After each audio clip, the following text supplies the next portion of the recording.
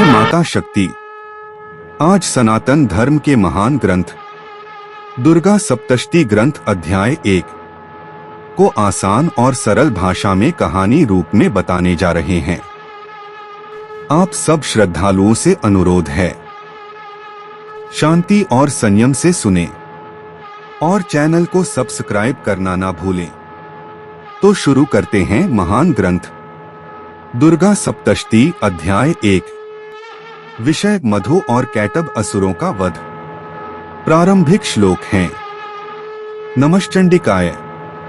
विष्णुरुवाच या देवी सर्वभूतेषु विष्णुमायेति संश्रिता।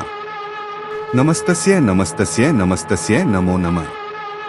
हे विष्णु ने कहा, जो देवी संपूर्ण प्राणियों में विष्णुमाया के रूप में स्थित हैं, उनको बार बार प्रणाम है।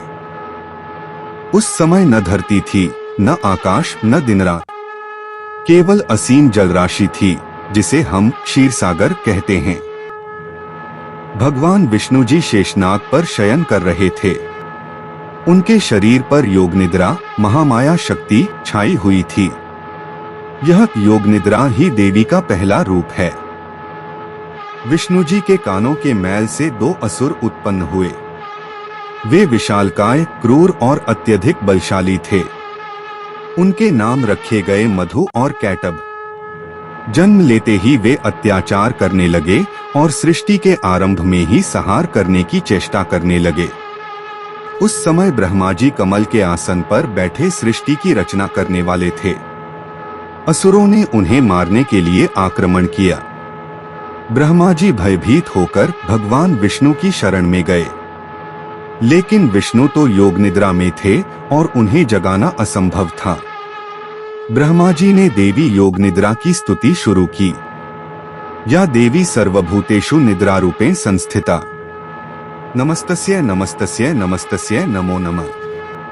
जो देवी सभी प्राणियों में निद्रा के रूप में स्थित हैं, उनको बार बार प्रणाम है। ब्रह्मा जी ने कहा कि महाशक्ति, आप ही विष्णु की निद्रा हैं।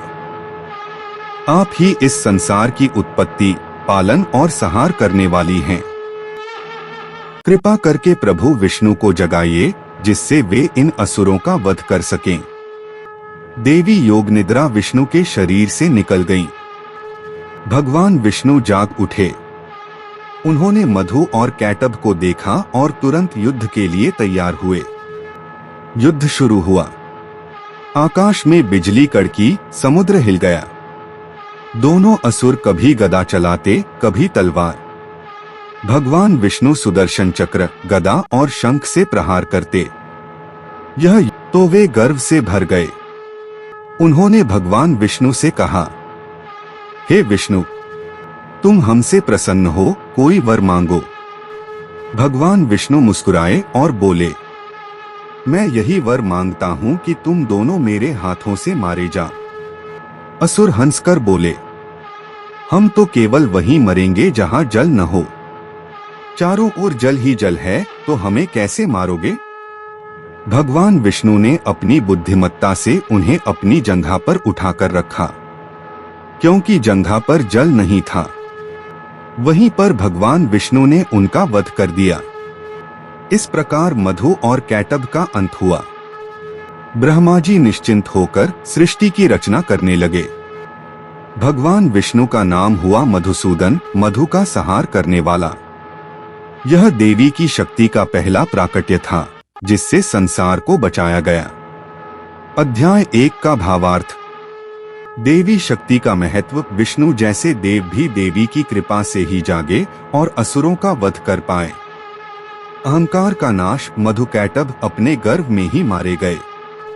भक्त और देवी। जब भी कोई भक्त, जैसे ब्रह्मा जी, सच्चे मन से प्रार्थना करता है, तो देवी अवश्य मदद करती हैं। यह थी दुर्गा सप्तशती प्रथम अध्याय की विस्तृत कथा, श्लोक, अनुवाद और भावार्थ सहित। आज के लिए इतना ही भक्तों। आप लोगों को ये कथा कैसी लगी, अपना परामर्श कमेंट्स बॉक्स में दे सकते हैं। कल फिर मिलते हैं एक और नई कथा के साथ। चैनल को सब्सक्राइब करना ना भूले भक्तों। धन्यवाद।